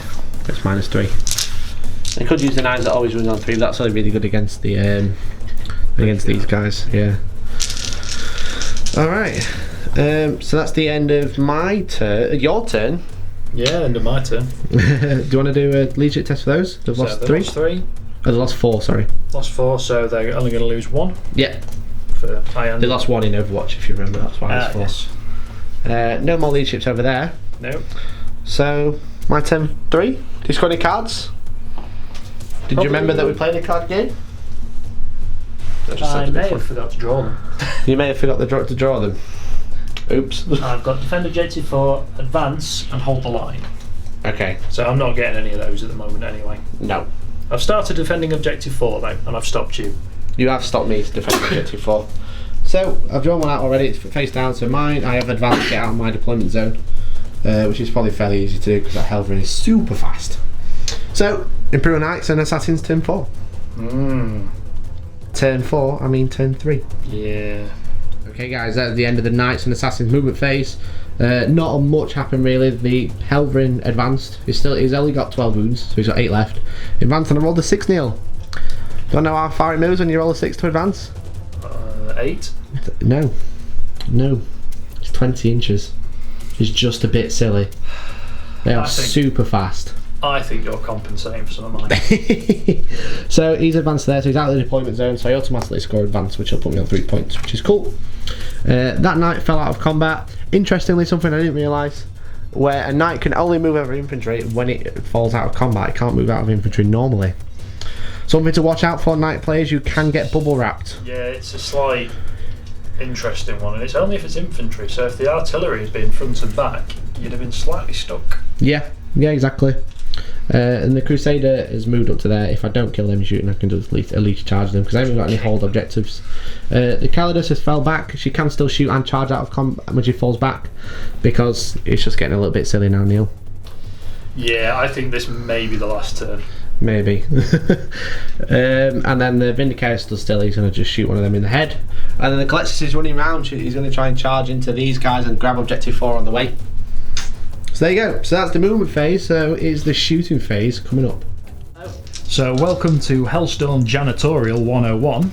Yeah. Where are we starting first? First mop up, we're going to burn the mess with the Calidus with her leadership flamer. So it auto hits within 9. So 3d6, if I roll over 7, you take d3 more wounds. Yep. Which I did. Yep, so d3. D3. For 3. 3 wounds. Any 3. I want you to keep this one. So, which 3? The other 3. I'll oblige. Okay, fair enough. For the Helverin to shoot him. No, the Helverin's probably going to shoot the Viper. Oh, that's rude. Yeah, so the Helverin's going to shoot everything at Viper. Over there. I'm pretty sure you can see. Yeah, you can see his nose. Yeah, I'm trying to look at the screen rather than the actual Viper. So 43 shots. I advance, but I can still shoot because I'm using Raven. Yep. So 7 shots. 3's to hit. 3's to wound. It's 3 wounds, dude. Dead. 9 damage. Does it blow up? On a 6. No. Just shoots the crew out. Yeah. It's just getting a bit silly now. The Helverin looks good on paper, but it's actually not that good because the -1 isn't great. But as we said, if you're shooting light tanks, then it's absolutely fantastic. Yeah. It's absolutely fantastic. And that's just what it's doing. It's just shooting warwalkers and stuff like that and flyers.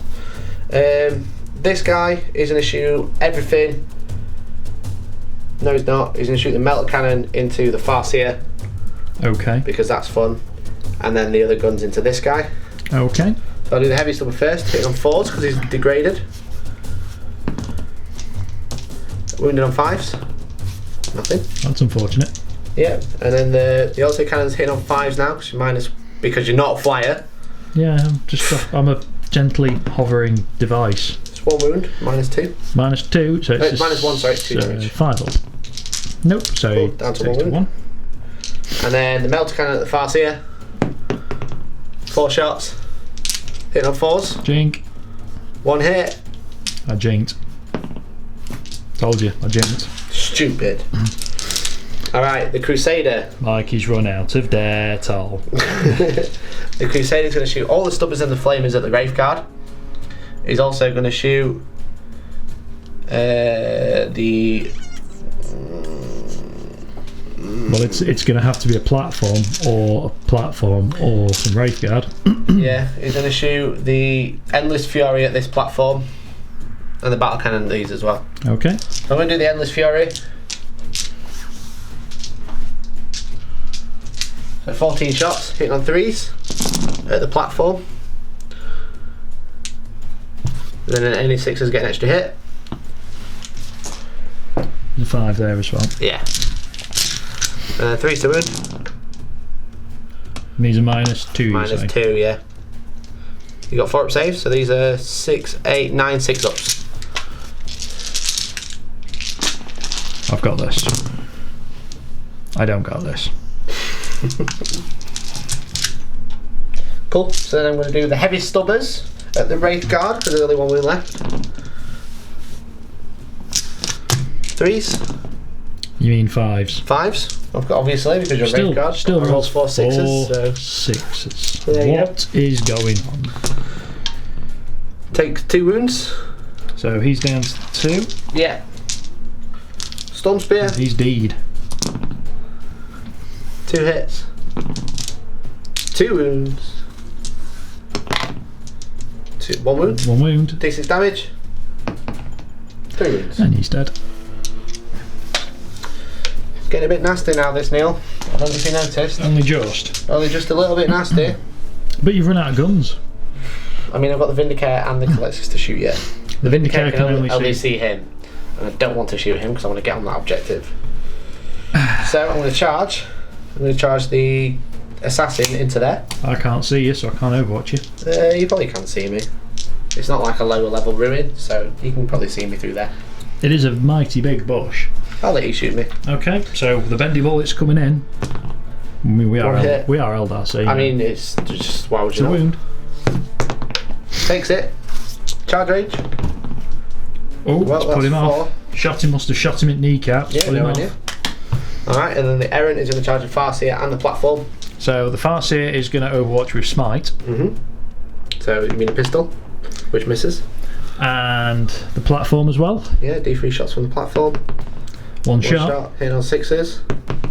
No. Does not hit. So charge range is 10, so I can just charge to there. Alright, so combat. We'll just roll straight into it because how much have we got? We got enough on the camera? Yeah, we've got 3 minutes. 3 minutes. Alright, I can do it in 3 minutes. Speed play time. Yeah, I'm going to put, that's on 1 wound. So I'm going to put, you can split up the feet attacks, can't you? Put 2 feet into. I'm going to put 3 feet into the platform. And then the rest into the Farseer. Oh, okay. So 1 foot into the platform. 1 foot, yeah. So hitting on 4s. Wound on 3s. Obviously. We've gone 2 on 2. So we're on 2. Farseer time, hit on 4s. Wounded on 3s. So it's 3 wounds, minus 2, but it doesn't matter. 4 up saves. Drops 1. Makes 1, D3 damage. 1 wound. So he's down to 4. Yep. And that's the end of my turn. That's a shame. So I don't start defending objective 4, and I'm going to discard Jewel of Honour because it's rubbish and he's never going to get in combat. So I think I'm on about 3 Maelstrom points now, and because she's within 3, she's picked that up in the movement phase. I've just got a morale check to make for my Guardian. He lost 3. We did. He's fine. Yeah. So she's got the relic now. Hopefully she doesn't die to this bloody Guardian. I hope she does. Well, there I'm you not go. going to lie. Probably will do now. I think I scored defend objective 4 in there. You certainly do, because you are holding it and I'm not. So well done, that's 2 points to you. Hooray! So we'll double check points and we'll be back with Neil's movement phase. Okay guys, so the 3 tactical objectives Neil has drawn is Advance, Overwhelming Firepower and Assassinate. So that is the end of the movement phase. The Guardian has ran up to the Calidus and thinking, you are worth 2 VPs my friend, worth 2 VPs. Yeah. The platform has moved around a bit further away from the Knight, and the Farseer has stayed in combat. And that's about it, that's all you got. Yep. So, what would you like to do for the psychic phase? I would like to doom him. You sure? Yeah. Okay. Yeah. Have you lost all your dice? I've lost my Well, you dropped your marbles by the sounds of it. Yeah. Okay. Don't ask what that was. It was my book falling over, that's all. So there we go. So it's psychic phase. So Doom on a 7 against the Knight does not go off. You do have runes of the Farseer. You roll 1 or both. I think at this point I'd rather have me reroll for Smite. Fair enough. So Smite it is.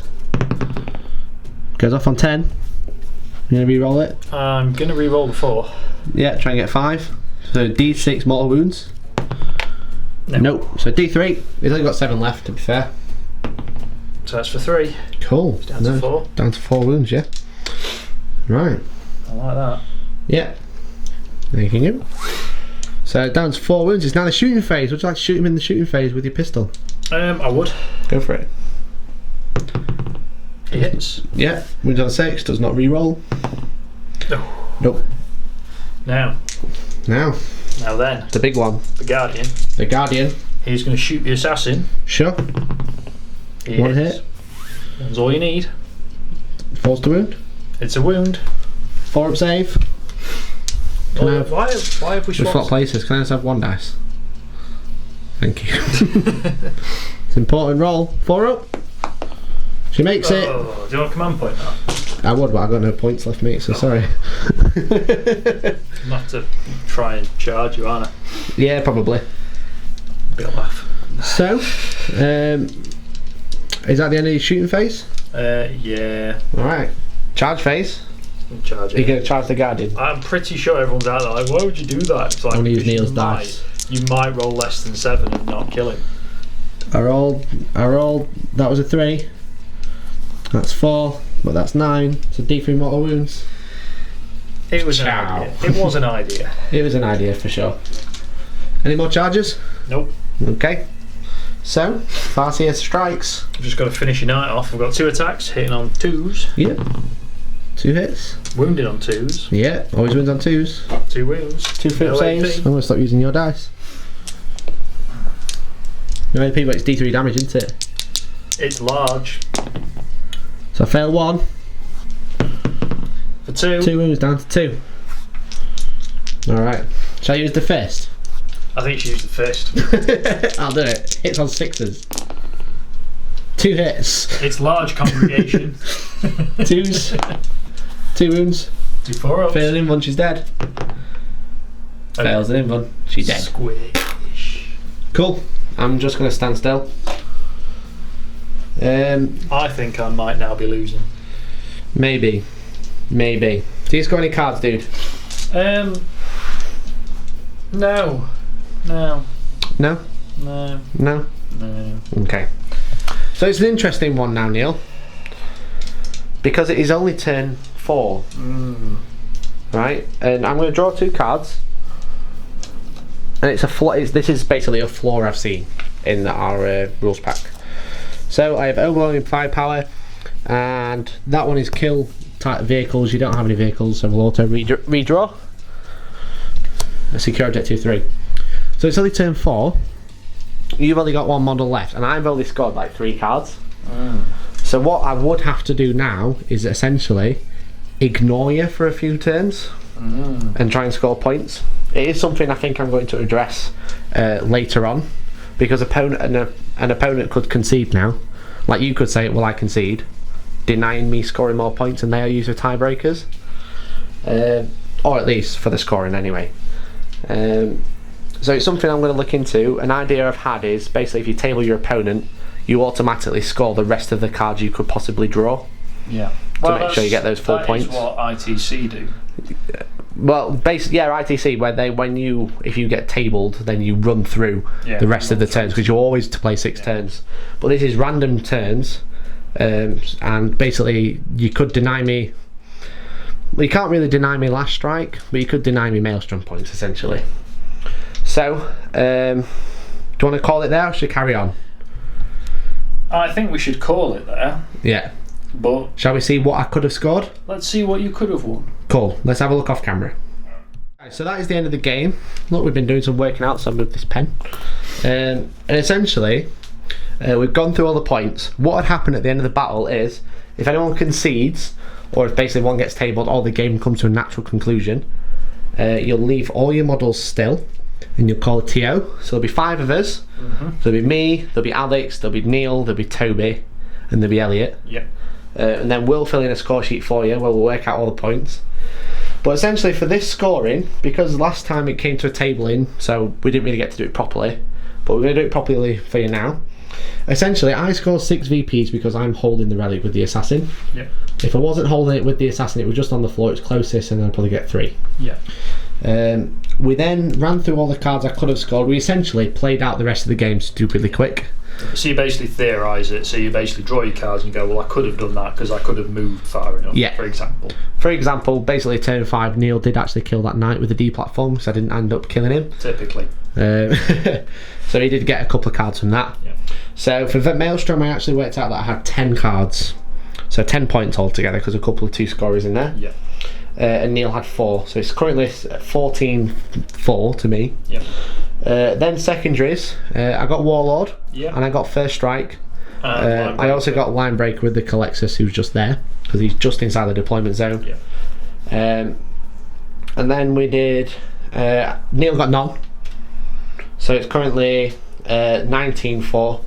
And then we basically did kill point difference. So kill points, what you do is you add up the number of units that you each killed, and then you work out the difference up to a maximum of 5, and the winning player gets that 5. Yeah. Well, the difference, but you can't score more than 5. So it's actually 11 units to 2, which gives me an extra 5 points. So the actual total score was 24-4. Yeah. So what you do then is you take the VP difference. So basically, Neil's got 4, I've got 20, so it becomes 20-0. So it was a max win anyway. Yeah. But we just basically went through and got those cards through as well. So let's have a proper chat about it. There's the end of the battlefield. That's what it looks like. Let's have a chat. So there you go, guys. That was a little messy. Yeah. It was very nasty. That was one of those games where somebody had really good luck and somebody had really bad luck. Unfortunately, they're... I mean, you got first turn, which is absolutely huge against Knights. Yeah. Because you could have just taken out the Gallant and I wouldn't be in your face turn 1. Well, this is it. I poured everything I had with decent range, decent firepower, to be honest, into the Gallant and did 6 wounds. And that was with 1 shot going through. I rolled 6 for damage. 6 wounds, yeah. That's the thing with Knights, is they are super cheap now compared to the likes of Wraith Knights. Yeah. I'd say... I'm going to say that I think Knights might be maybe on that level of maybe too cheap but playable. No, they're not. They're not too cheap. Gallants are cheap. Gallants are cheap, yeah. Have to get across the board and they have to get into combat to do their job. Yeah, whereas Wraith Knights are just unplayable because they're too expensive. Yeah, I mean, he's 500, in fact. I'll tell you exactly how many points he is. Yeah. He's over 500. It's like 502 points or something. It might be more than that. But that's to say, because it's such a big chunk in your army. I mean, Eldar are super cheap overall, but Wraith Knights are too expensive now. So 502. I'm going to expect a massive points decrease, probably around 100 points, I reckon, for this version. In chapter approved. How many points is... I'm trying to think of the equivalent. How many points is your Errant? The Errant is 400 points before you put the top gun and the side gun on. Yeah, 400 points for a Wraith Knight would be about ballpark. I reckon. I'm going to say it's about 400 points for what they do with no invuln. Yeah, bearing in mind back in 7th. Well, that was just a silly addition. They were cheap, and not only were they cheap for reasons, whatever they were. They got so many silly rules for no reason. Basically, they've got the fly equivalent. Yeah, ignore damage on 5. Yeah, they got feel no pain naturally, even without the invuln. Yeah. Now they've lost a lot of what made them as strong as they did, and they're really expensive. Yeah, exactly. So I think around 400 points is probably going to be like the key. That'll bring them basically between what they were and what they are now. Yeah. So because you've still got all the buffs that you can do, like Doom Guide and stuff like that, which Knights don't have. They have other stuff. They have other tricks. Yeah. But as you were saying off camera, this is kind of like when Knights get a good game. That's what happens. Yeah, Knights don't have close games. It is all or nothing. You either do really well or you lose 2 Knights turn 1 and you kind of just mopping up points at the end of that. Yeah, it's one of the nice deployment zones that helps because it's only 18 inches apart to start with. But then you've got to be a bit more about it with Relic. So it's not just march across the board and smash, because other armies, I mean my Eldar army, that was designed to be a fairly comp army, but fairly comp with what I've got painted. Yeah, this is always going to be the problem as well, because the meta changes so much. Is you never know what's going to be good, what's going to be bad next month. I mean, like, I want to build another army, but chapter approved comes out in like 3 months. So do I build one now or do I wait? Oh, this is it.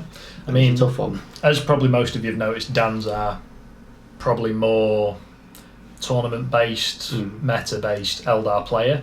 More optimised. Yeah, he's basically got the stuff that currently is really good. Yeah. I got all my Reapers and stuff like that, and I gave them to Toby. Toby painted in pink. Yeah. So there you go. But but yeah, in this format, as a lot of people have noticed, that Knights were really good, but they need something else to go with them. So Assassins actually do the work. Like the Calidus was really good. The Colexus was okay. The Vindicare was kind of, he scored me a point and then sat there. He kind of just controlled. He didn't really do much. He kind of just put a threat down. Yeah, he just pretty much shepherd characters round the corner of the into the knights. But we had a good lot of sizable terrain, which actually did prove its point. But the Helverin was struggling to actually see anything after he killed the flyer. Yeah, exactly. Because the flyer being up here and everything else being down here, the terrain is actually quite tall that we use. So yeah, exactly.